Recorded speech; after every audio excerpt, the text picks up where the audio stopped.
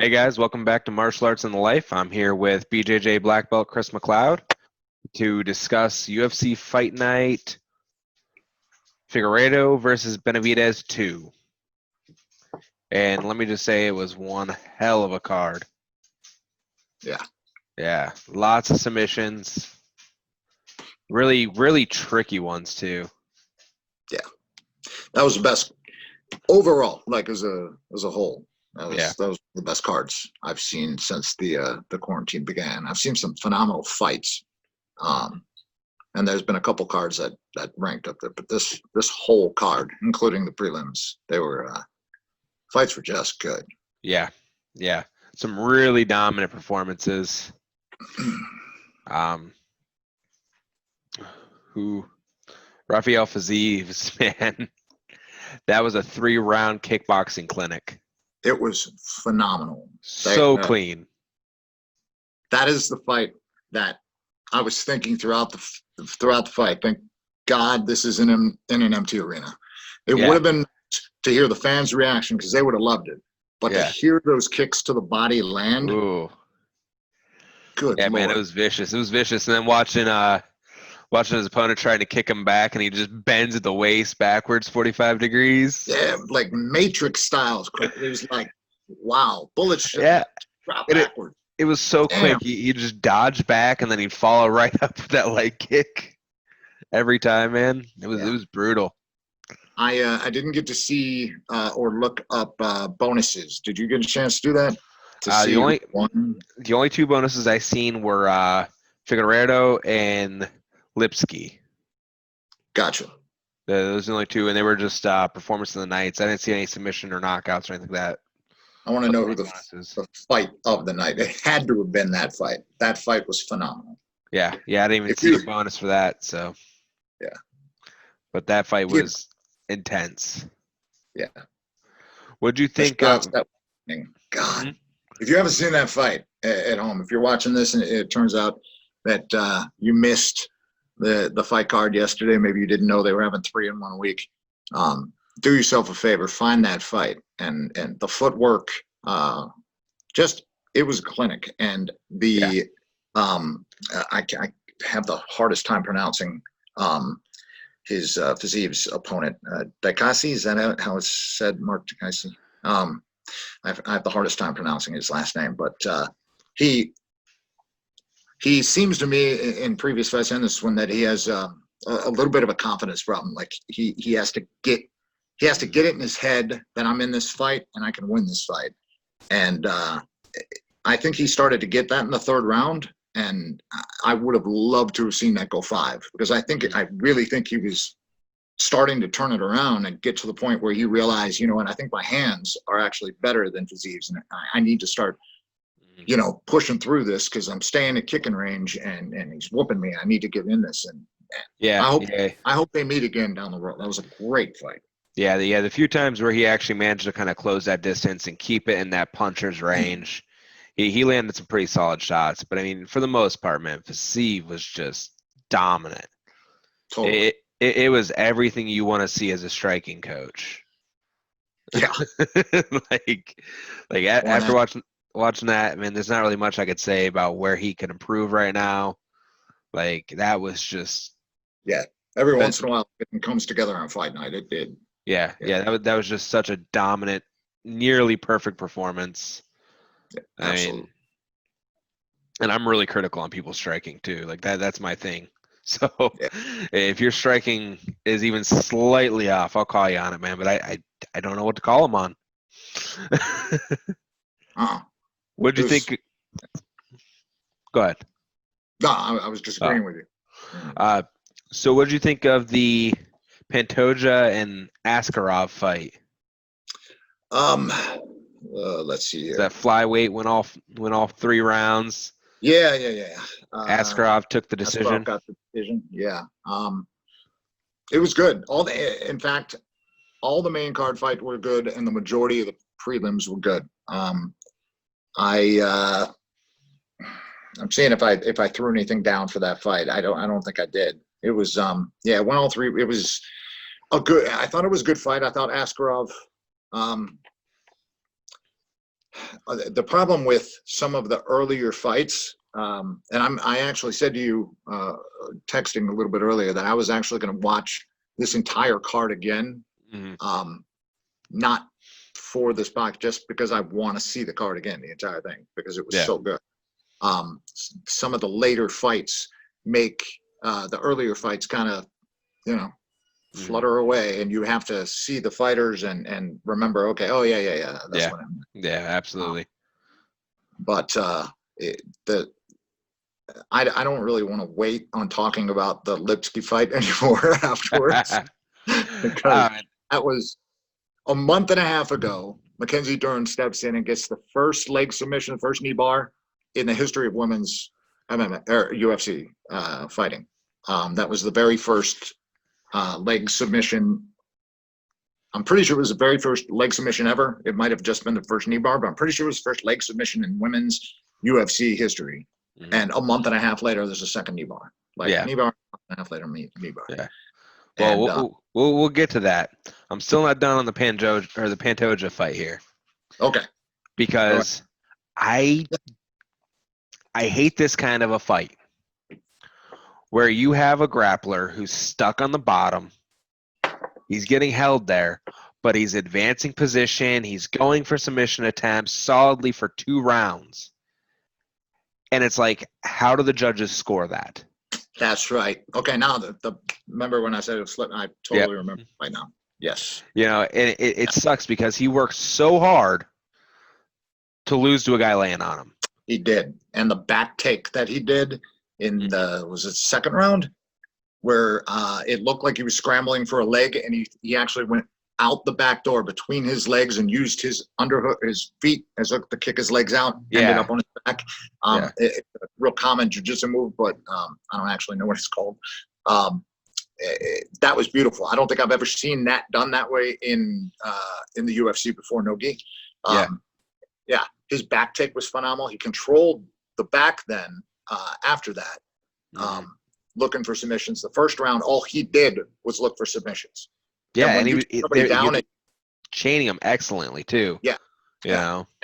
And when you take somebody down and you then spend the remainder of the time that you're on the ground defending against submission holds, you should not be getting credited for control time. They put that down at the bottom, like, how much time the person had top control. That you're not in control. No. The guy on the bottom who's nearly submitting you, one after another. That guy's in control. I totally agree with you. Yeah, and anytime I look at a fight, man, I always look at like guard, especially as neutral position. Like if you're in guard, I don't consider that top control. You're not controlling him. It's neutral. This guy has every ability to get up, to change position, to work from the bottom. It's not a dominant position when you're stuck in somebody's guard. I totally agree with you. I tell that on the opposite way. I say that to my students who are fond of pulling guard. There's certain situations, it's obviously the best idea. But I try to explain to people when you're training and you're a blue belt or you're purple belt, whatever, and you're rolling with people who are not quite as good as you, and you just go to guard, you tap them, whatever. It gives you a false sense of confidence that is in an advantageous position for you, which it certainly can be, but it should be considered a neutral position. You are pulling a neutral position. So I'm a big fan of training, strikes and takedowns as well, especially takedowns. So, but it should be taught that way or considered that way. You're right, by the judges in a fight. If somebody gets a takedown, in my opinion, getting back up off the ground is difficult. So if you hit a takedown, and in jiu-jitsu, you hit a takedown, you have to control for a certain amount of time before they give you the points for it, right? So same thing here. If you get a takedown on somebody, you don't land a single strike, and they get back up, they neutralize each other. That should not be a takedown. That should not be a point. That should not be something that the judges consider advantageous. Yeah. You accomplish nothing. Especially when these guys aren't even landing in positions of control. Half the time, they're getting caught in half guard or even full guard as they're going down. I don't know how you're considering that, an advantageous position. I don't consider that control at all. Half guard's one thing, but if you're landing in a full guard and they're getting a hold of you and they're standing back up or they're launching submission attempts and neutralizing your top game, you landed yourself in a bad position. Yeah. I think if somebody if I was judging a fight, and probably thank God that I'm not, because people would probably disagree with half the stuff I do. But if I was judging a fight, someone hit a takedown and it didn't immediately bounce back up like many takedowns do. If hit the takedown and it stays there, say a minute and a half into the fight, person hits a takedown, goes in the guard, stays there for the next 3.5 minutes. If absolutely nothing else happened, then yes, I would say that the person on top, not because they were on top, but because they obviously wanted the fight to the ground, they took it down, they controlled where the fight went, and nothing else happened. But because it's a neutral position, if you hit a takedown to a neutral position like the guard, and you are unable to accomplish anything while the person on the bottom threatens you for the remaining 3.5 minutes, then you judge the person on the bottom as having controlled what happened in the fight. So I think it's a situational thing, but in this particular fight that you're referring to, absolutely. The first two, the third round, I could see going to the guy who actually won. But he was Brazilian, right? Yeah, Pantoja. Yep. Yeah, in my opinion, he won the first two hands down, like no questions asked. And it was another one of those fights where you could hear the announcers, hear the play-by-play guys, and I gotta wonder whether or not that influences judges sometimes, because the judges are there, they can hear him, right? They can hear him just like the fighters can. I am with you on that. I disagree with that decision. Yeah, and it's one of those ones where it's like you can find merit for either call. You can see why the judges scored it that way using the current rule set and the 10-point must system. But at the same time, it's like how do you score somebody who's clearly advancing position and attacking from the bottom? Yeah, and this is a long time problem. Definitely, and in the type of sport, and it happens in other fights as well. And certainly, it's happened on other cards that we've talked about so far. Mm-hmm. The sport as it is going to have that. Is always going to have that gray area that people are going to disagree on. Holloway fights, and a good majority, I have now seen when we did the actual review, I said I had not seen a single person who thought that Holloway lost the fight. I have now. I have seen them, but it just certainly leans towards Holloway having should have won the fight and gotten the title. The worst part about that is he's probably not going to get a third shot at it. You don't lose two. So, but those type of situations, there's gray area that is always going to be argued, but we need to have. I think it's getting there slowly, but I can't figure out why these judges are blowing certain calls so badly. There was a fight sometime during the quarantine where one fighter, I can't remember which fighter it was at this point, but I remember posting about it actually on my social media, that one fighter took down very quickly in the fight and then passed guard and took the back of his opponent. He then remained on his opponent's back for about 4 minutes, looking for a choke. Fight continues, goes to the rest of the thing. And the fighter who won the fight, I believe he probably won the fight. But one of the judges gave that fighter the fight 30-27. The other two gave it 29-28, if I'm remembering correctly, which was probably the correct score. But one of the judges scored that round for the fighter who had his back taken for 4 minutes. That can't happen.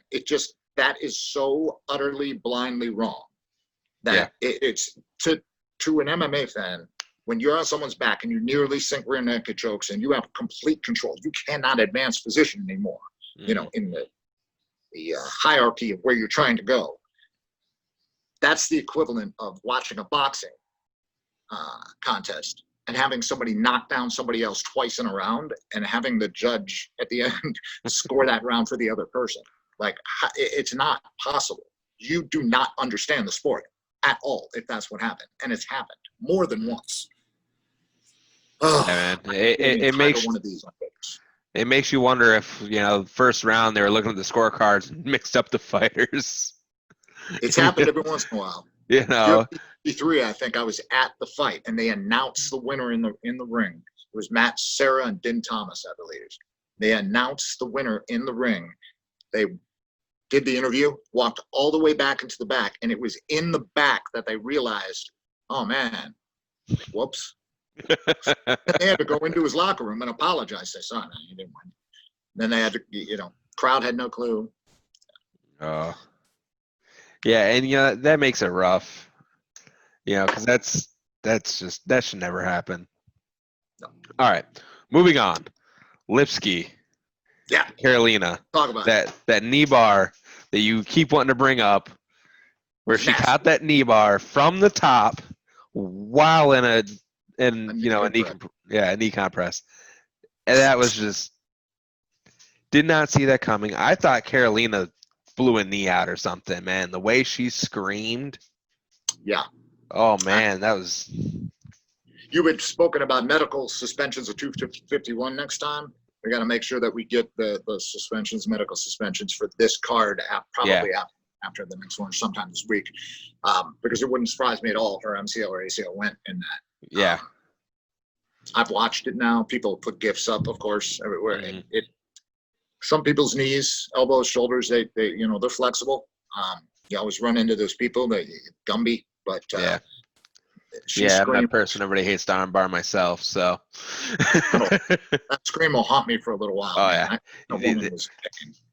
And the fact that she got that during the scramble and she was in danger of being in a knee compression. It was there, but the other leg obviously was not protected, and you can see her move back. She knew she wanted to go for the knee bar. It was like, oh, look. She moved back, placed her hips in the right place so that she could get the knee bar correctly and put leverage in the right spot. Had she fallen off to the side, where then the hips could have been engaged into the compression. For those not watching, a knee compression, if you picture the way a leg bends, you can take your heel and bring it down to your butt.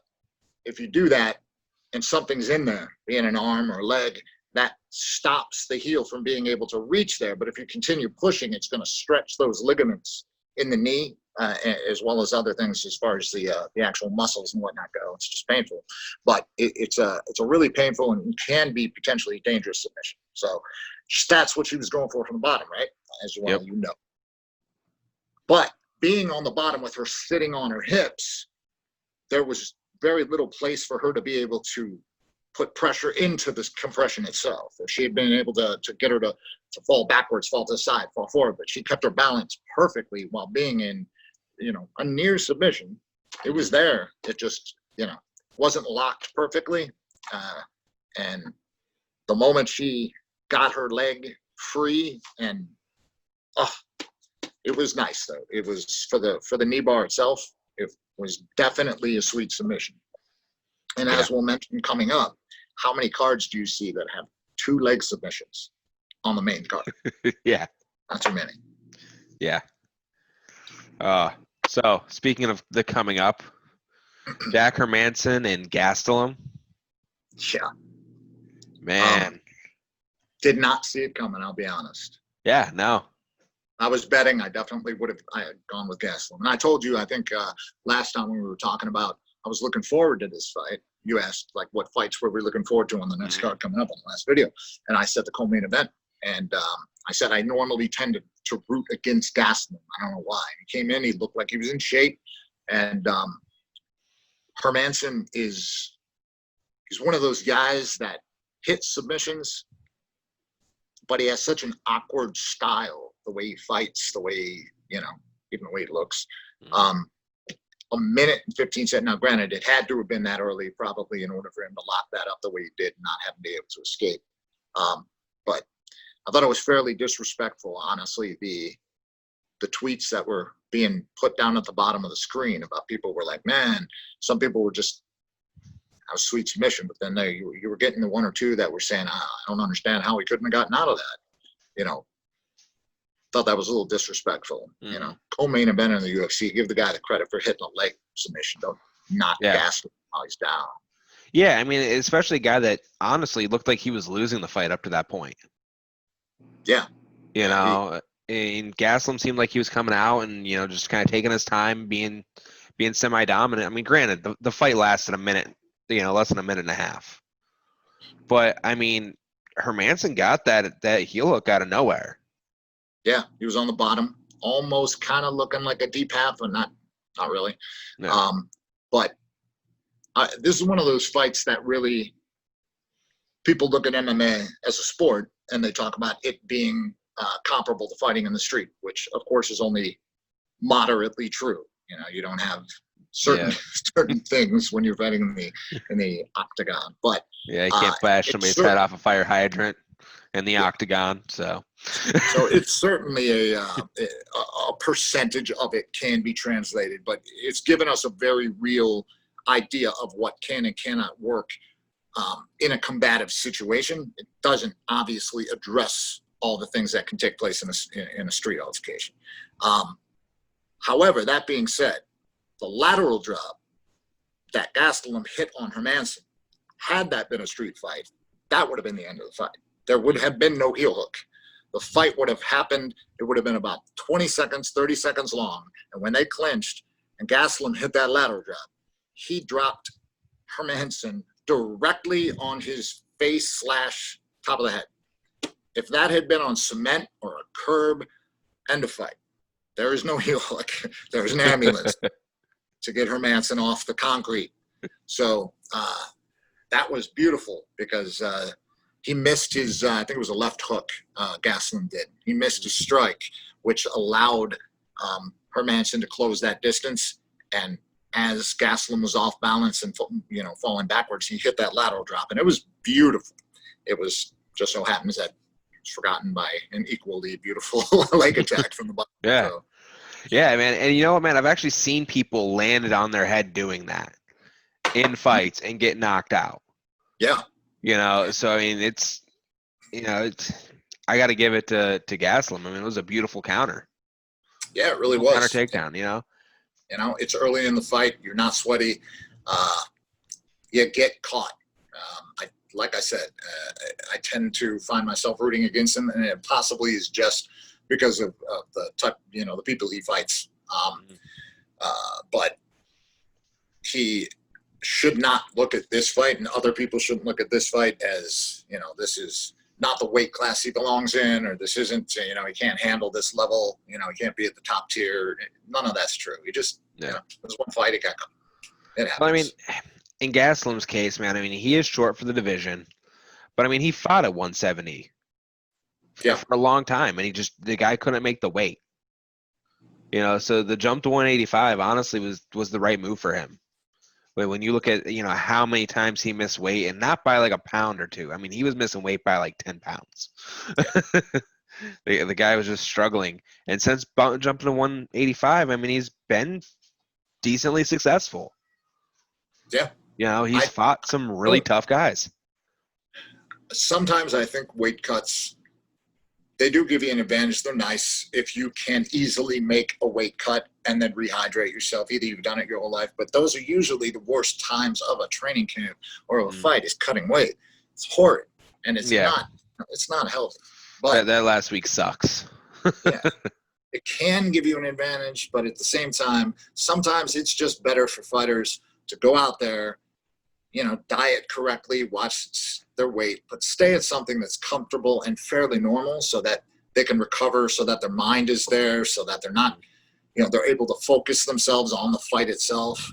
Sometimes you get so dehydrated and so miserable, you feel like you're going to die, your organs are dehydrating, you want to get out there, you finally make weight, and then you have 24 hours, if that, to really start trying to focus yourself because you were just that miserable. All you could focus on was losing the weight. Oh, yeah, man. I cornered for a guy a few years ago that, he went through that, cut an absurd amount of weight, to be honest. And he gets in the cage and there was no strength there. He could barely hold his hands up. First round, bell rings. He's coming to the center of the ring and he's holding his hands at like chest level. He can't get them any higher. Like weight cuts are dangerous. Yeah. That's the reason I think they should put that other weight class in there. It should not jump from 205 to 265. I think there should be another weight class. They have half of them down low, 225, 120, 225, 125, 135, 145, 150, etc. Then it starts to get a little bit bigger, and then you hit 205, and suddenly it's like, you have guys like Fedor, who are, 220 pounds, Couture.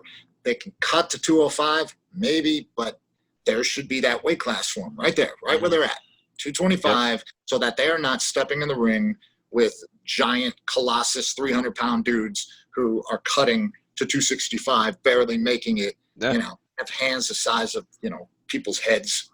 Well, I mean, that's just the thing is when you go to these amateur or these local events and they have a super heavyweight class, it's there, it exists. Mm-hmm.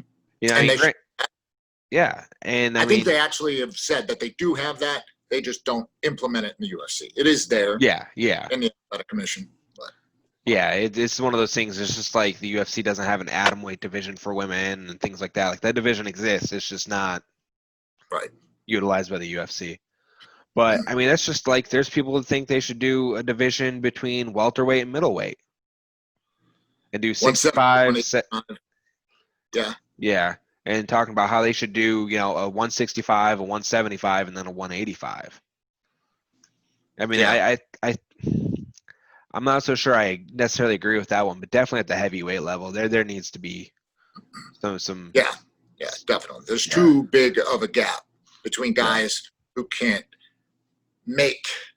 I mean, because people have a hard time judging where they're supposed to go anyway, based on, they only have so much weight that they can lose before they're just not going to be effective in the weight class. And people have to keep their weight at a certain place at all times. Like I weigh right now, walking around like 222, I think was the last time I weighed, right? I would cut to 205. However, at 205, I've trained and seen guys like Stephan Bonner who cut to 205 who are enormous. You see pictures, you're on my thing, go find my pictures of me being like choked by Stephan Bonner. He's enormous. He's huge. But for me to cut to 185 is like, I look deathly unhealthy below 200 pounds. So it's. So you mentioned you're not a short guy either. No. For those people at home that can't see you. Yeah. If you're over 6 foot, getting down to 185 or below can be effective if you carry that weight the way some people carry it. Then there's people who they just, they can perform at that weight. Like obviously Israel Adesanya is, a great 185-pound frame for the way he fights. Then there's guys that you look at that are like, why are they're carrying baby fat? You can tell they are. Why are they fighting at that weight class? Why don't they drop down? Sometimes it's just the weight class is too big a drop for them to cut. If they cut another 10, maybe, but if they have to drop 15 or 20, it's a lot of weight, man. Yeah, I mean, that's what you're looking at when you're looking at, light heavyweights wanting to cut to middleweight or middleweights wanting to try to get down to that 170 for welterweight. You're looking at a 15 and a 20-pound drop. Yeah. You might be good for 5-10 pounds. You're not going to be good for the 15 or 20 pounds. That's a percentage of your body weight. Yeah, I mean, especially when you're already cutting to hit the weight class you're fighting in. Yeah. A lot of the time. So, all right, let's go ahead and do this this main event here. Move on from the weight cut talk. Benavidez and Figueiredo. Yeah. I probably pronounced that wrong. I'll tell you what, man. I like Benavidez. So did I. I did not expect that at all. Completely one-sided domination. Wow. Yeah. Like I was actually saying out loud, watching this fight, saying out loud, my God, check his gloves. Like I was actually thinking, did that dude load his gloves? That is Mike Tyson type. I have not seen at 125, even at 135, I have not seen people react and move the way Benavidez was after he had been hit since, like, see guys like Tyson. When Tyson would fight and you would watch his opponents, you would see them react to the punches moving, even if they were trying to move forward, the way they would move forward, because Benavidez tried to move forward sometimes as well. It was just he wasn't going to abandon his game plan, and you could tell it was in his head. Holy crap! Yeah. He knocked. How many times did he knock him down? He knocked him down. At least twice. At least twice. At least three. I can think of three, You maybe three four. Because I know, like, he came out and they exchanged a few a few blows, and then Figueiredo caught him with that huge left that put him down the first time. Yeah, and then after he went down, he threw that huge elbow, and Benavidez turned face down before it came, and that elbow landed directly in the back of the skull. And for people who are watching at home that don't understand the way the rules work, you're not allowed to hit in certain areas of the head, right? Mohawk area, you're not going to hit. Yeah, anything behind the ears. You have to have some kind of ear contact in there. But if that happens during a scramble or ground, that's why people have landed those shots and they haven't been disqualified. Because if it happens during a transition or during a scramble, the defend yourself at all time thing comes into effect. When he began throwing that elbow, the place it landed was not there. It was facing the other way. So he can't be held responsible, even though he hit him in the back of the head. It's not his fault. It's not a foul. So hopefully that makes sense to the people who are watching. Yeah. That's what and it makes me wonder, honestly, man, how awake Benavidez was from that point forward.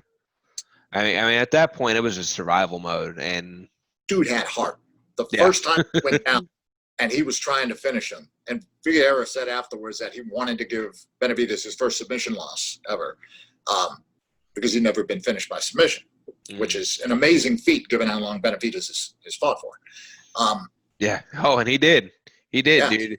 Benavidez's face was scary. I mean, he went out. Yeah. But the first time he was down on his back, he sunk that rear naked choke. And you know, he's doing gable grip version, but he had it sunk. And Benavidez fully sunk, broke the grip, and pried it free and got back to his feet one more time. He fought. And he didn't just do that once. He did that several times. You know, it would have been the greatest, you know, the Matt Hughes against Frank Trigg comeback where he was in the choke. He got up, he ran him across, slammed him, or something like Congo when he was fighting Pat Barry. Pat Barry had basically knocked him out like 4 different times. He's out on his feet and he hits Pat Barry and knocks him out. Those type of comebacks, this would have topped them. If Benavidez had managed to survive that onslaught, breaking the choke, get back to his feet, and landed, even if he was lucky, and knocked out, it would have been the greatest comeback in UFC. It would have been, because he survived. And I would have, if they had paused it and said, you have 10 grand, bet, is this the end of the fight? I would have said, yeah. There's no way. He'd been knocked down, not on his feet, choke sunk. Yeah, but I mean, look how many times Figueiredo had that sunk and Benavidez broke it. I mean, it wasn't just once; it was again and again. I mean, Figueiredo tried putting in the crook of the elbow, grabbing the bicep, switching back to the gable grip. I mean, it was again and again. And Benavidez, who is barely conscious, was defending it every time, man. And that's hard. It really is. That guy, hopefully he fights again. I know chances of him getting that belt that he's always sought after is probably, you know, diminished quite a bit at this point. But I'd like to see him go out, you know, on a not necessarily a better performance, because defensive, like heart-wise, that was as good a performance as you can get. Like, people quit when they're tired. They quit on the bench. They quit. Yeah. That guy never, ever would have quit. And that's impressive. That kind of heart is impressive. No, and that's the thing is he didn't quit either. He didn't tap. He went to sleep. Yeah. With Michael Bisping screaming at the top of his lungs that he's unconscious. Yeah. I mean, you know, sometimes you catch people in those rear nakeds and they go out. It's scary because their eyes don't always close. No. Yeah. You know, I mean, they're just ghost-faced, eyes bulging out of their skull, man. And I mean, that.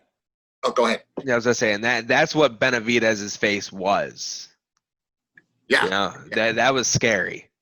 He that was Mark Goddard who was doing that fight, and if I'd have to look, but it wasn't Goddard who was doing the Aldo fight where everybody got on him for not stopping it for minute and 48 seconds of however long he was I taking don't the remember. Yeah. Like I know the fight. I just don't remember who was the ref for that. Yeah, it might have been the same ref. Might have been Goddard. I have to go back and look. But that's the type of situation where there probably were people who were saying, maybe Benavidez should have been taken out of there. Maybe the ref is letting this one go too long. And there's those situations where sometimes it's that ref has a hard job. It's not the judges. It's not when I'm taking the judges and being like, you guys are idiots. He's on his back for 4 minutes. I have a blind albino monkey who'd be able to tell you that guy just won that round. But the reffing, that's a difficult job. It really is. And, there's mistakes that happen, and there's refs who make mistakes way too often. But as far as just the overall job, I know some judges and some refs, and it's hard. It's a hard job. Yeah, absolutely. And in my personal opinion, man, like letting a fight go a little too long with strikes, that's kind of hazardous to the fighter's health. But if you let a choke go too long, I mean, that's serious. That's oxygen deprivation. I mean, that's brain damage. That's death. I mean, chokes don't take long, especially when they're sunk deep. Yeah, it depends on what type of choke, and that's where you can't tell in a fight like that what caused him to go out. Because when somebody's been fighting for that long, and he got hit, and then he elbowed him, and then he got on mount. Benavidez is bleeding badly. He gets on top. It actually looks like Figueroa is taking his finger and digging it into the cut while he's in mount before he takes his back and chokes him. If you want to watch it again, looks like he is, which is I don't know if there's anything in the rules against it, but I mean, it's frowned upon. It looks like he drops a headbutt. And actually Bisping, I think, actually said, was that a headbutt? And after the fight was over, I had to rewind and be like, it looked like a headbutt, but it wasn't. He was pushing off, doing that same thing I was talking about. He's pushing off with his hand and let the weight from the push drop an elbow. That happened right. He followed with his head. His head didn't make contact, and that's what caused him to roll over and get his back. But in a fight where you've been hit that many times, where you've almost been choked unconscious and you managed to break the grip, you've been knocked into la la land, then you're lying on your back, you're breathing very, very heavy. And sometimes, when you get fighters don't worry about, am I going to get beaten? Like, I always worry about, am I going to get exhausted? Like, am I going to get so tired that I'm really afraid because I can't fight anymore? I'm not going to quit, or I can't compete, but this guy over here has the ability to remove my head from my body. That's, fighters are in real danger when they get tired. Yeah. That could cause a choke, to cause somebody to go out on wind before the blood if it's put in incorrectly, and it's more of a windpipe choke or a windpipe or a wind choke, air choke. Those can do damage fairly quickly if it's not stopped. You go out because of air, it doesn't take long before air oxygen deprivation to the brain is going to cause damage, brain damage. Blood is why blood chokes are considered much, much safer, because when you go out due to a blood choke, it takes multiple minutes before brain damage would take place. Now, that doesn't mean that somebody can't have a undisclosed or pre-existing condition that can cause damage, when that happens. But air chokes, when you go out from oxygen versus blood, are much more dangerous than the blood choke. But we don't know which one it is in a fight like that. You know what I mean? Yeah, absolutely. You look at it, probably blood. Not necessarily, man. The dude is breathing heavy. He's unconscious. You don't know what put him out. Yeah, and I mean, I don't know, man. I just keep picturing his face again and again. It was another submission, right? Yeah. And we were talking last time a little bit about how it seemed like for a while submissions were becoming more difficult to land, and there was a while where there was a Brazilian card that took place in Brazil, I believe, had a bunch of jiu-jitsu black belts on it, and there were no submissions. Yeah. And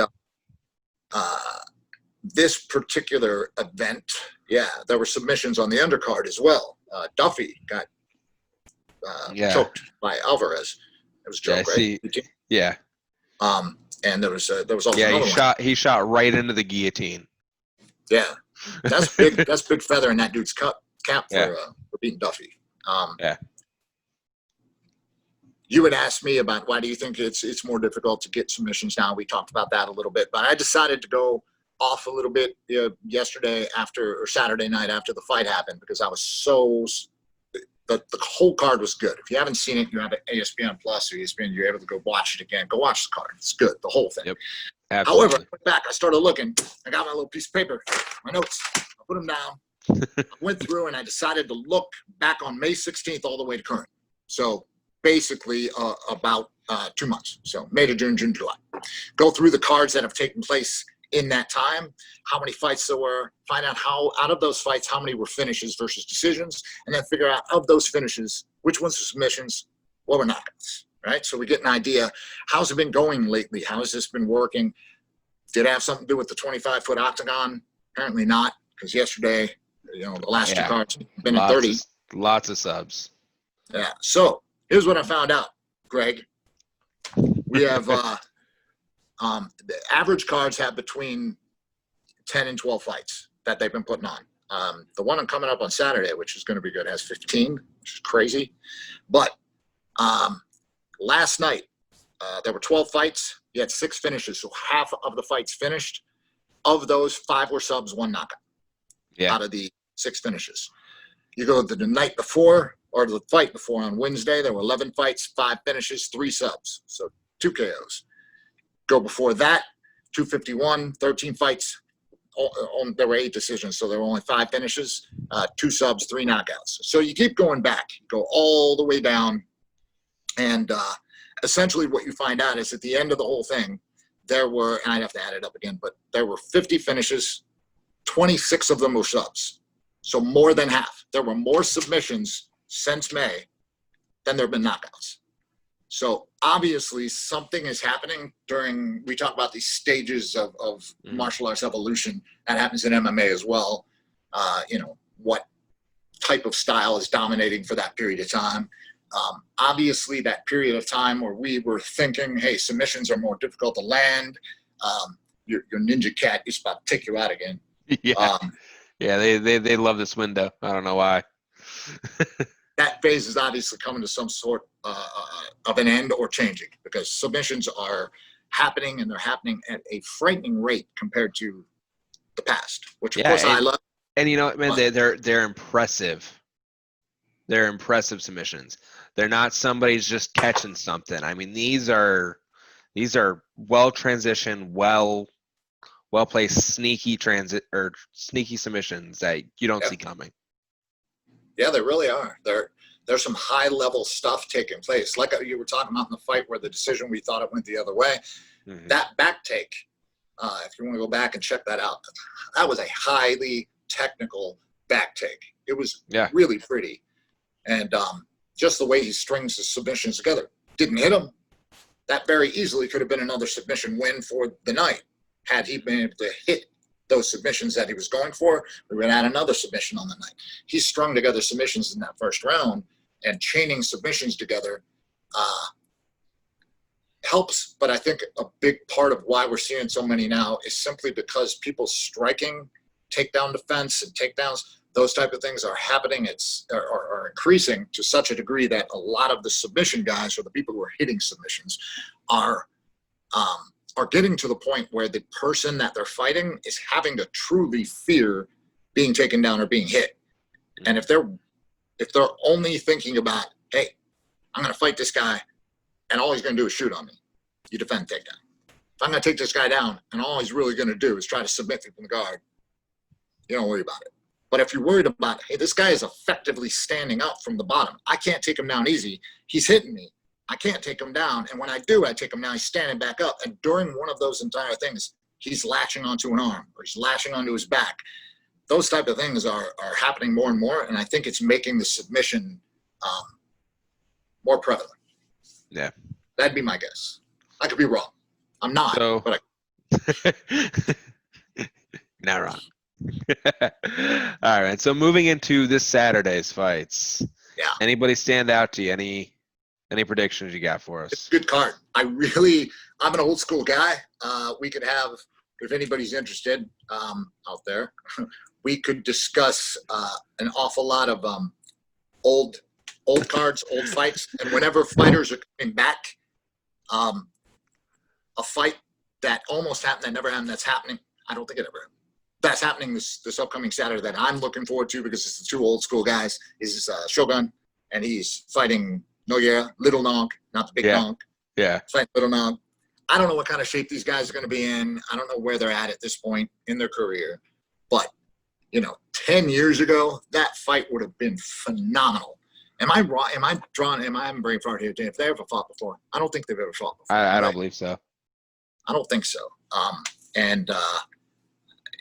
Back at the days where Shogun was stomping on people's heads and he was a crazy pride killer, and Nogueira was hitting knockouts and submissions, submitting Dan Henderson with straight arm bars and stuff. Like, those two guys, had they fought at that time, could have been fight of the year type candidate. And I'm looking forward to it, hoping they got one more show in them on Saturday. So I'm looking at the fight card for Saturday. I could have swore this guy just fought. Oh, yeah. Shemaev. Yeah. 10 days. Yeah, literally just fought. But 2 cards ago. Yeah, Wednesday. Not on Wednesday. Dominated his opponent so badly that not only is he getting another fight, he doesn't even get a 30-day suspension. 10 days later, he's like, I'll fight again. Yeah, I mean, he got the minimum 7 that everybody gets, but that's it. And now he's fighting again. That's awesome. And I'm hoping he wins and he fights like 2 weeks from Thursday or something. I want to see you guys fight again. Yes. Just see how far he can go before his body just gives out. What do you think about Gustafsson going up? He's making his heavyweight with Verdum. I don't know, man. We'll see. I wonder if Gus actually put any weight on for it. I saw some Instagram photos, but it's kind of difficult to tell from those. It looked like he's carrying the weight pretty well from going up to heavyweight, but you never know. And the last time we saw Verdum, he won, but he did not look like the guy Stipe beat for the belt. So no, Verdum's seems like he's been on a steady slope since then. A little bit. So, I mean, honestly, looking at this card, it's almost like an OG card at this point. You got Shogun, Little Nog, Verdum. I mean, even Gus at this point's been in for almost a decade. Yeah, he's been fighting a while, and in the UFC. That's not including his career before that. So I mean, a lot of these guys have been in here for a minute. I like Verdum, but I'll be pulling for him. I mean, he did beat John Jones for the title, even though the judges said he didn't. Carla Esparza's fighting. I like her. Alex Oliveira, Cowboy. He's fighting Sabota, who's also a good fighter. That should be a good fight, actually. And then, of course, the main event, you got Whitaker against Till. So that should be a war. I hope so. It's obviously very important in the scheme of who's going to be getting title shots. And sometimes when those fights come up, you're thinking like, this could be a grappling war, this could be a striking war, and it ends up being, God, I hope I get the title shot, so I better not lose this fight. And my fight's Woodley, and it looks like that, which was horrible. Human NyQuil. But yeah, I'm hoping. I don't think Till fights that way. I really don't. So I think it'll be good. He's only lost, twice, I think.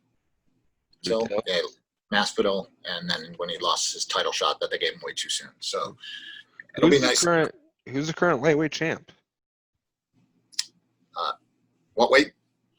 Lightweight, 205. Well, it's Jones. John Jones. I thought he vacated.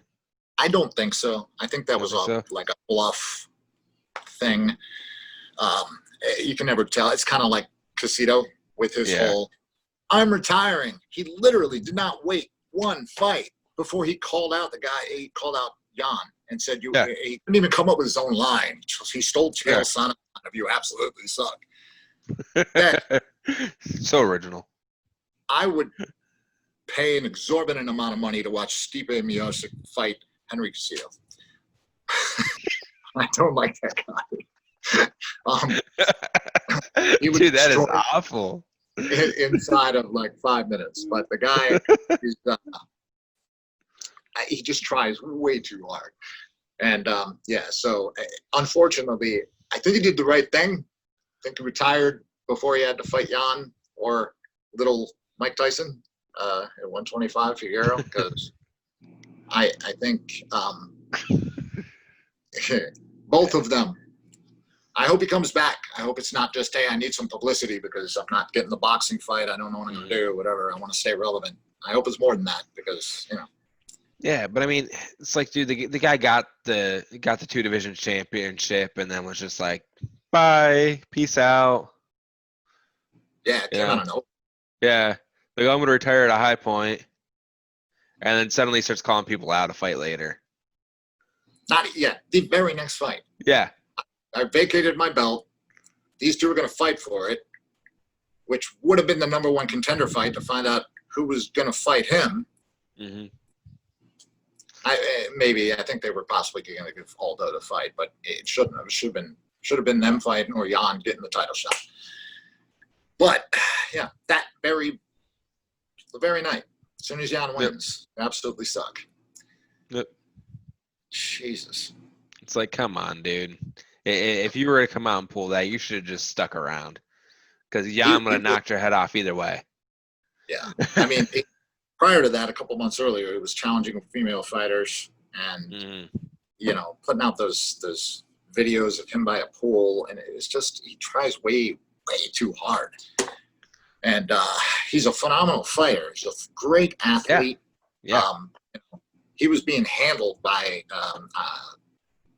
was it Mariah? Anyway, being handled, got through the first round, came back, had the right game plan, gassed him out, took what he had, and pummeled the guy, and he did a great job. He was doing a good job as champion.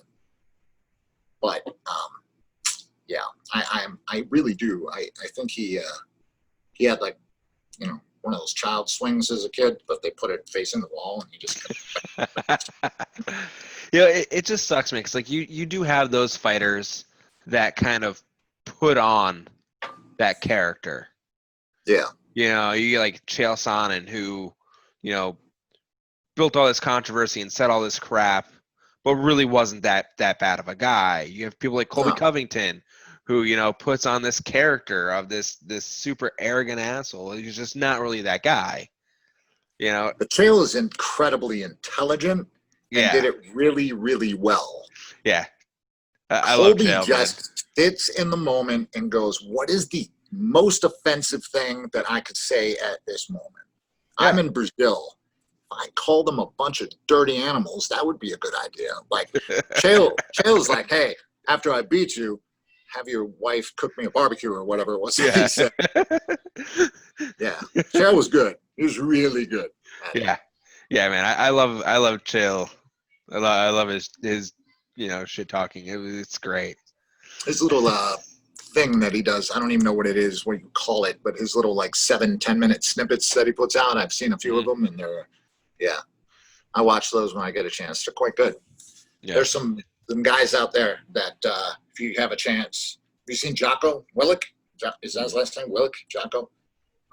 He's an ex-Navy SEAL who's a Brazilian Jiu-Jitsu black belt, and he's got like Henry Rollins syndrome, where his neck is like 3 times the size of his head. So the guy you don't choke, gotcha. He's a monster. He does podcast, and it's really good. He's a motivational speaker, and he has a lot of good buzz. He really does. Smart guy. He looks like he could probably murder you, but he's a very smart guy, and he does a good job at what he does. Definitely check it out if you get a chance. Yeah. He's been on Joe Rogan's. That's where I saw him. He was on Joe Rogan's thing, and then I realized that Rogan's been each lister. Yeah, I was just talking to a buddy the other day, and I'm like, some of the nicest people I've met in the world are fighters.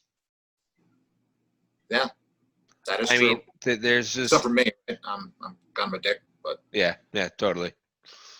But no, so you get all these guys, man, that are always like, "Oh man, he's such an asshole," and he goes up and talks, and it's like, dude, that's the show. That's the show. Yeah. You meet that guy in person, or you train with him, or you hang out with them, and they're sitting there. They're the guys in the gym, like, "Oh hey man, like get your hip a little over more with that kick, Yeah. Yeah. you know, get a little closer before you shoot. The dude that's always walking around giving pointers and just being really spot on and trying to help people out. Yeah. I think fighters, especially once they get to the pro level, once they pass the level of, I want to fight so that when I go to the bar, I can tell chicks I'm a fighter or whatever. Yeah. Chicks, I'll show you how old I am.